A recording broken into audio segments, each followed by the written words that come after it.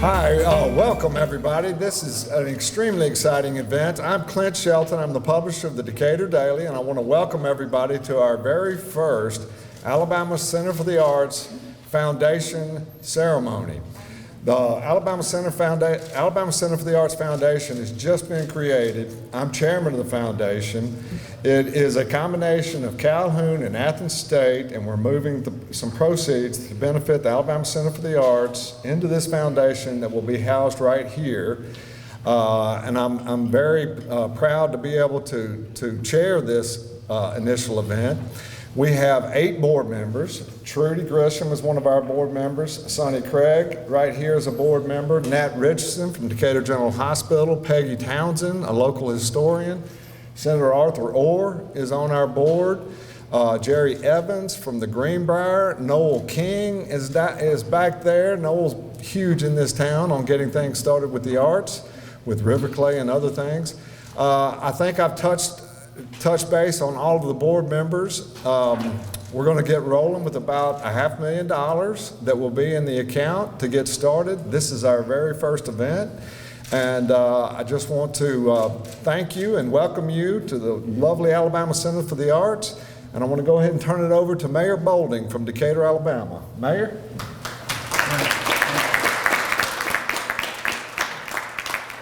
Well, it's so good to see everyone tonight here in Decatur, Alabama, especially here at the Alabama Center for the Arts, Phase 2.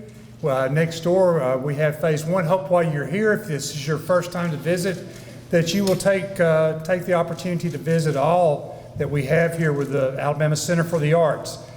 I want to thank Philip, let me find you, Philip Mann here to my left with his hand up and his vision.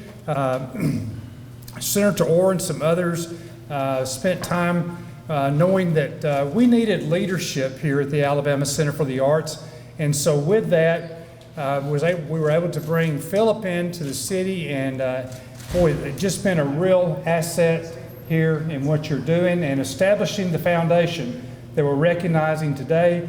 In 2016 we had our first Alabama Arts Hall of Fame induction, and we kind of went idle, but not today. Today we're here to celebrate another opportunity for a wonderful class, the class of 2019. And so we look forward to that.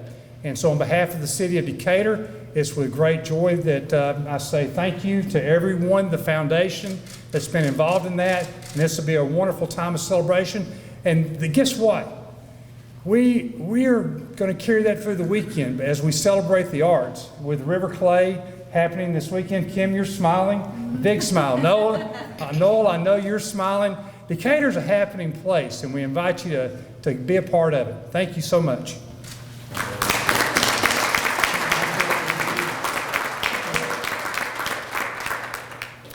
Good afternoon. I'm Arthur Orr, and I'm pleased to serve with Clint Shelton and others on the Foundation Board of Directors.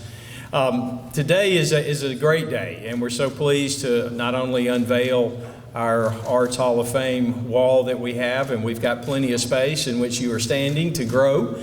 And we thank certainly our honorees, Dr. Panion, for being here, and our honorees that will be with us tomorrow night, and those posthumously will be recognizing them as well.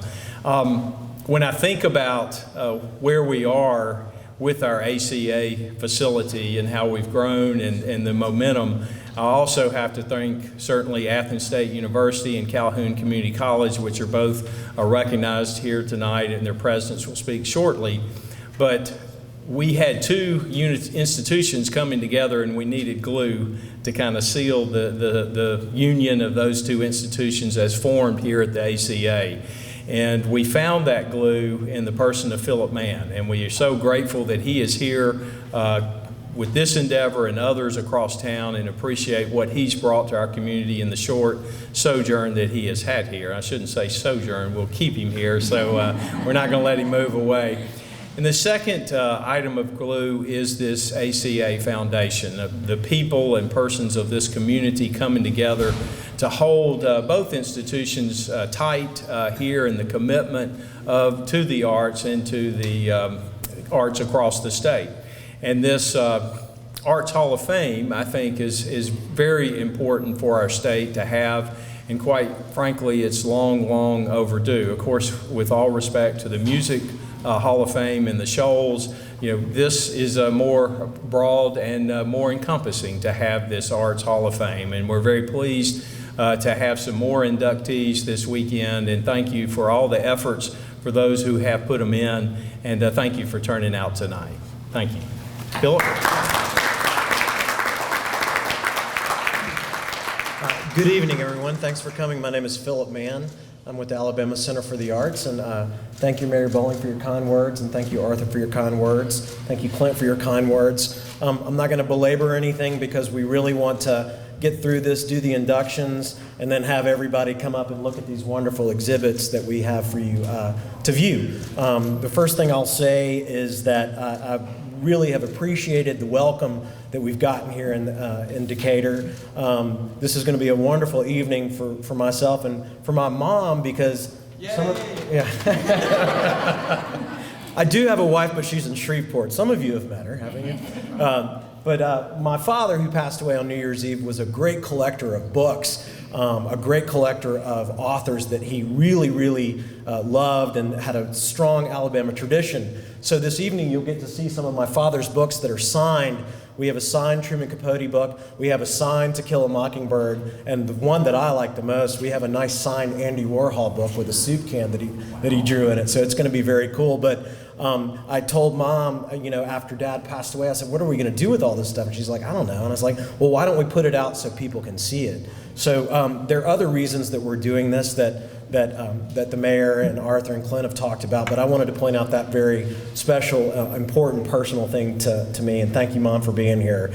So without further ado, I'm going to introduce the person that has really been my mentor since I got here and has just been a wonderful friend and has helped me in more ways, immeasurable ways, more than I can even express, to induct our first nominee in this class, and that's the Executive Director of Carnegie Visual Arts, River Clay. I can't, how many other things do you possibly do? So without further ado, this is Kim Mitchell.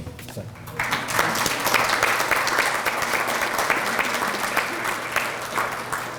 I am so honored to have the opportunity to present Dr. Henry Panion with the honor of induction into the Alabama Arts Hall of Fame. I met Henry several years ago when he and I were appointed to the Alabama State Council of the Arts Board. I didn't know Henry very well, and after our orientation, the group sat down to eat lunch. Trying to make conversation with my new board member, I innocently asked, "Now what do you do at UAB?"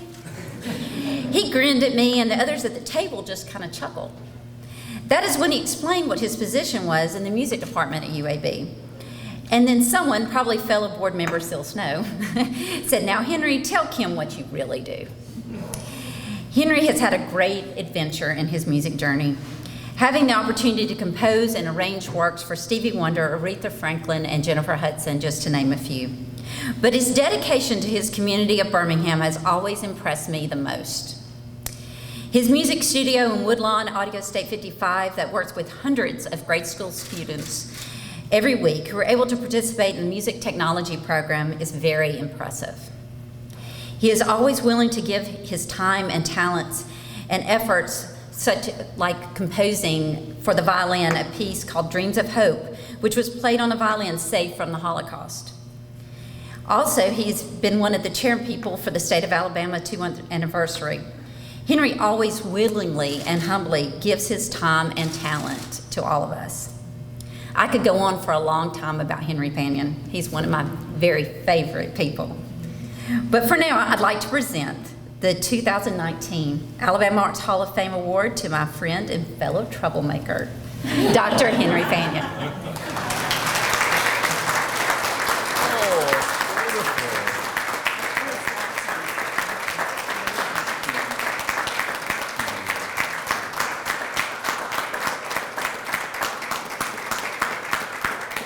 This is really beautiful. Thank you. What can I say? I think that you're looking at someone who grew up as a dreamer and was just happy to be a musician when all my fellow high school mates were going into respectable fields like marine biology and pre-law and pre-med if you're anything around UAB. I told my folks, you know, I have a full scholarship. I don't need your money. I'm going to school to be a music major. But as fate and other things would have it, I've been really, really blessed to have a career that, even to this day, I pinch myself all the time. I think it's an honor to be a musician, and I think we need artists. I don't think artists are a luxury. I think art is a necessity for a civilized society. And I tell you, that's my motto and my mantra, and I'll live by it. But I'm so honored that, first of all, that my own state, my home state, Alabama, would even just recognize the things that I do and have afforded me the opportunities to do them. I'm so happy that my lovely wife of 33 years affords me the opportunity to do them as well. Carol.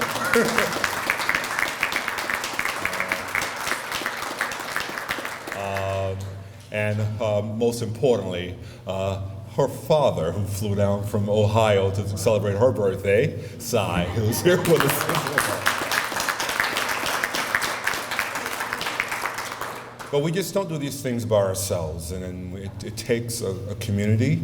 You know, it takes leaders like the mayor, Senator Orr, and all of those. Philip, I knew your father well. He and I served on a committee together, and so I'm just honored. I will continue to press forward to make this great state of Alabama known as the great state that it is. So thank you very much for honoring me, and I'll see you on a stage somewhere.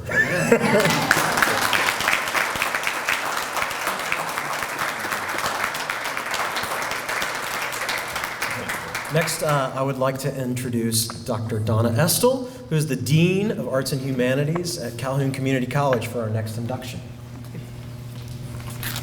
So, Truman Capote came into my life and has woven through my life in odd ways. The first, when I read In Cold Blood at an inappropriately young age of 11. And then later on, when I moved to Monroeville, Alabama, where he ended up living. Although he was born in New Orleans, in Monroeville, his dreams of writing actually began. He lived next door to a young lady named Nell Harper Lee, and they became close friends. And he taught himself to write at age 5, which I think is awesome, and was writing fiction by the time he was 11 years old. And he says that that is when his writing career seriously began. After moving to New York and going to a prestigious school, he began his writing career in earnest and with a lot of very early successes. His writing, his living in Monroeville and his writing in Monroeville impacted his work heavily all through his life, but particularly in his early years. His short story, Miriam, which was published in Mademoiselle, won the O. Henry Memorial Award. His first novel, Other Voices, Other Rooms, earned him great literary acclaim, and in that novel, his character Ida Bell is actually modeled on Harper Lee. She later returned the favor and modeled her character Dill in To Kill a Mockingbird after Truman Capote, which I think is kind of an interesting play there. His novella, Breakfast at Tiffany's, was published in Esquire, and then in a book of other stories, and then into a movie, and I'm sure that almost everybody has seen that movie, one of my favorite movies, another connection to Truman Capote. And all of this prior to me ever knowing who he was really, other than just that I had read his work. I didn't know he was from Alabama. Nothing could have prepared Truman Capote, I don't think, for the impact of In Cold Blood. He started researching this. He was beginning to get interested in journalism, and he started researching the murder of the Clutter family in Holcomb, Kansas. And in that research, he became almost obsessed with it. He took Harper Lee with him, and they went to Kansas, and they talked to people, and they interviewed people endlessly. And he wrote a masterpiece, what is considered the thing by which all other true crime stories are measured. Even today, I think this is still the first and the best one. And it introduced a genre that I think we now would call creative nonfiction. There was a lot of controversy about the novel, about the book, whether he had made up lines, but that's fairly common practice now. And he introduced this idea of new journalism almost to the world. And so he, despite all the praise that this book got, it failed to win a Pulitzer Prize. And that hurt him intensely, especially given that his friend Harper Lee did win one for her book. No other work ever quite lived up, in his mind at least, to In Cold Blood, although he has some stories that were publicized for television, A Christmas Memory and a Thanksgiving Memory, I think is what it was called. And he launched accidentally, so later on his Aunt Marie, sorry, I'm about to say Aunt Mary, his Aunt Marie became the fruitcake lady on The Tonight Show, based sort of on what she remembered from his years in Monroeville. He lived out his life as a real character. He was lively, he was controversial, he was always interesting. He had famous friends, including Jackie Kennedy Onassis. He was painted by Andy Warhol. He gave an annual ball that all the celebrities attended. But after his death, what we really remember about him is his writing. His beautiful, disturbing, sometimes funny, frequently poignant, but always interesting writing. And so I'd like to introduce, accept on his behalf, the award for induction into the Alabama Honors Hall of Fame.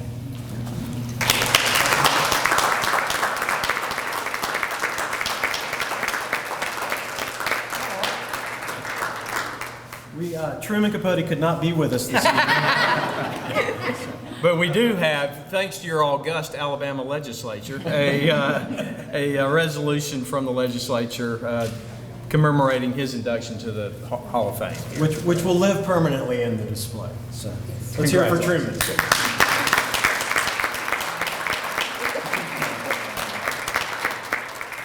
And we had a quick oversight. Dr. Panion, Senator Orr, has something for you as well.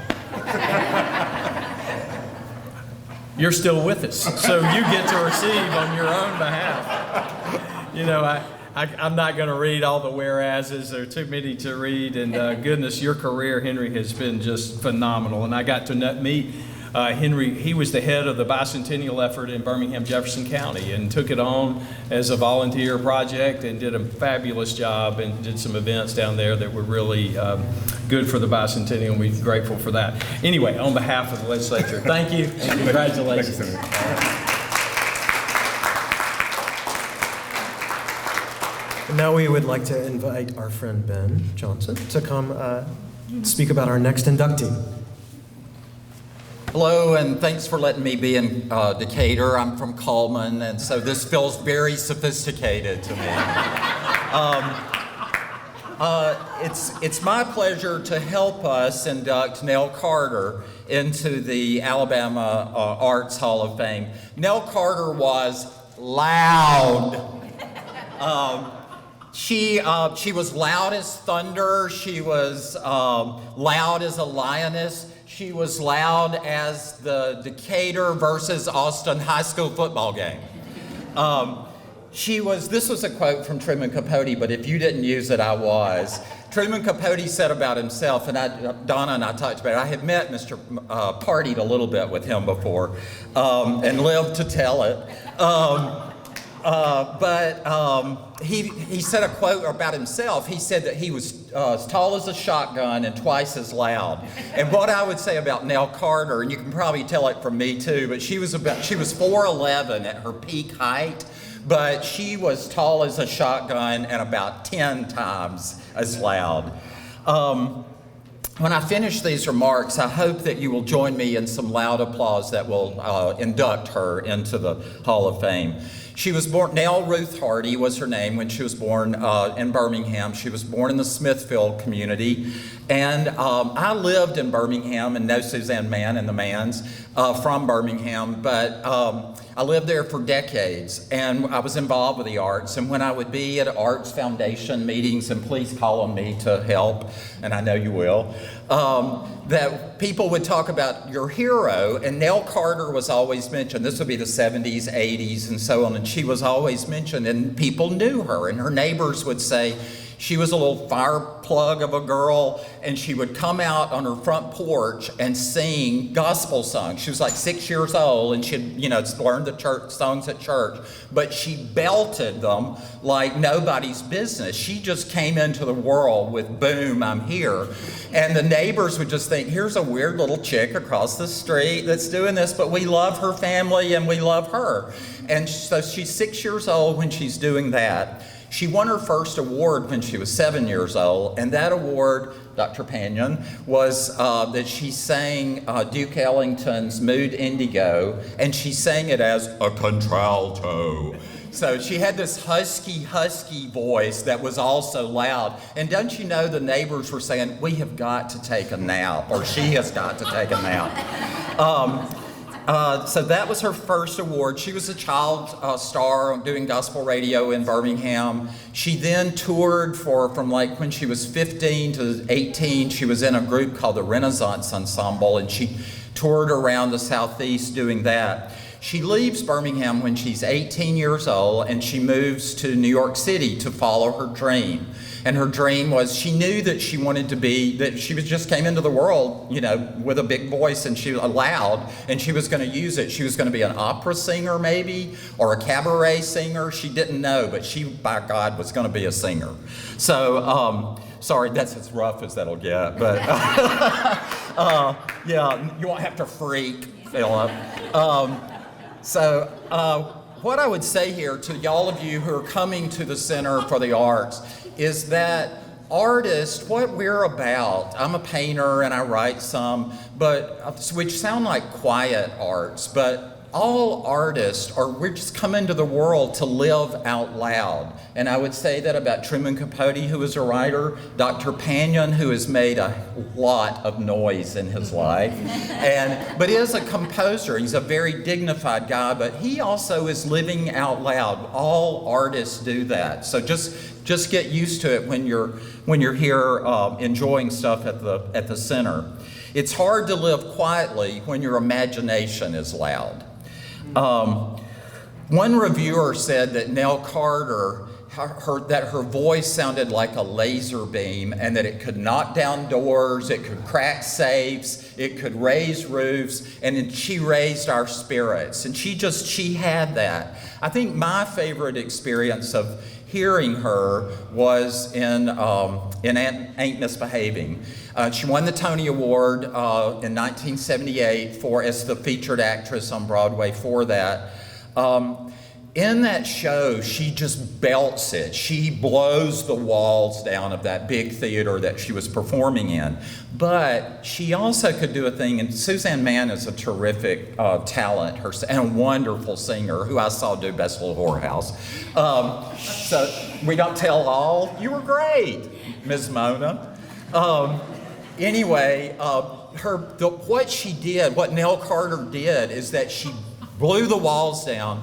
And then she came into this not little, but a sweet ballad called Mean to Me. And it was so gentle. And she just reached into your chest and pulled your heart out and twisted it with that. She just was amazing. So that's her big break, is Ain't Misbehaving. She then, there were two producers from NBC. There were only 3 networks at that time, and NBC was at that point the lowest, and they needed a hit. These two professionals, producers, come to see Ain't Misbehaving. They had heard that she was a life force, and that she was magnetic and charismatic and all that, and tender-hearted. And they agreed when they saw her, and they built a sitcom around her, and that sitcom was Give Me a Break, which played for 6 seasons. She played the housekeeper of a white widower, and he had 3 teenage daughters, and she was giving them kind of sassy advice all the time, and then tender-hearted advice that would also tear your heart out. And then they end up adopting a son, so there's Joey Lawrence comes into that show later. And so that happens that night, all that, she ends the Give Me the Break part in 87, and then in 95 she does The Grass Harp, which was a film that was based on the novella by Truman Capote. In her remaining years, she tours, and she has wonderful tours that she does. She does Dolly Levi, and imagine Nell Carter as Dolly Levi, which would be a great show here. She does Loud, Miss Hannigan from Annie, and she dies early. She dies at 54 in her Beverly Hills home. She was a study in extreme. She had these great achievements, and then she had these horrific things that happened. But she died when she was rehearsing the musical Raisin, which is based on a raisin in the sun. And so she died doing something that she loved. And I'm going to close by saying that when you're in love, and I imagine most of us in this room have been in love at some point, but when you're in love, you laugh more and you talk loud, and those things just happen. And Nell Carter, loved performing, and she loved us. She loved the audience, and we loved her back. So I hope you'll join with me in giving some loud love to Nell Carter.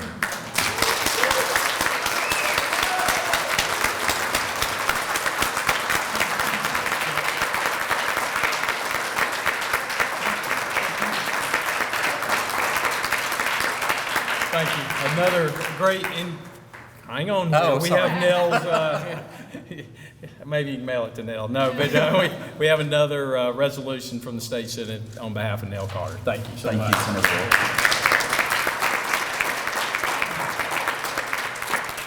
The final inductee, you're all just going to have to wait because you're going to have to buy tickets to see the Drive-By Truckers at the Princess Theater this weekend. We're very excited that the Drive-By Truckers will be inducted into the class. We're going to induct them from the stage on Saturday. However, if anyone's around, they're playing in New Orleans tonight, so they couldn't be here. They're playing at Tipitina's, which sounds like a lot of fun. But they will actually be here. The Truckers will be here Saturday at 2 o'clock to sign the guitar. A lot of the Truckers family will be here because they're our friends here from North Alabama. But we want to thank you all for coming. We really want you to give you the opportunity to see the exhibits. And so we're going to close out with the presidents, the interim president and the president of Athens State, Dr. Philip Way, and Dr. Joe Burke. And thank you all for coming. And after their remarks, you're welcome to come check out the exhibits. So go for it. Well, good evening. I don't want to stand between you guys and cookies back there, but just want to add my congratulations to the inductees. This is a wonderful occasion to celebrate, and we're glad to see all this come to fruition here this evening with this event. Clint Shelton, the chair of the ACA Foundation Board, mentioned briefly the foundation board of the Alabama Center for the Arts, but I want to recognize them once again because I think this is a stellar board, and I am so pleased that these folks have come together to serve the ACA in the way that they have. You have met Clint Shelton over here. And I might add, we have all these colorful characters here, and I feel sort of out of place because I don't see myself as being colorful. But it's great to be among folks like that. Maybe it's not to rub off on me. But anyway, Clint, a colorful character in himself, Clint. Senator Orr, Arthur Orr, who serves on the board, Sonny Craig. Wave again, folks, if you would, please. There's Sonny, thank you. And Noel King, there's Noel. Thank you, Noel, for your service. Peggy Towns, she's not, okay, couldn't be here. Nat Richardson, see you around. Trudy Grisham, there's Trudy, yes. And Jerry Evans. So, yeah, way in the back there, Jerry, good to see you. So thank you, folks, for your service again on the foundation board, and we're pleased with this collaboration between Calhoun Community College and Athens State University. This is unique in, we think, in the country. These two colleges coming together in serving the community in this way and making the arts much more visible and giving it the importance that it certainly deserves. So thank you for being here, and I give you Dr. Philip Way of Athens State.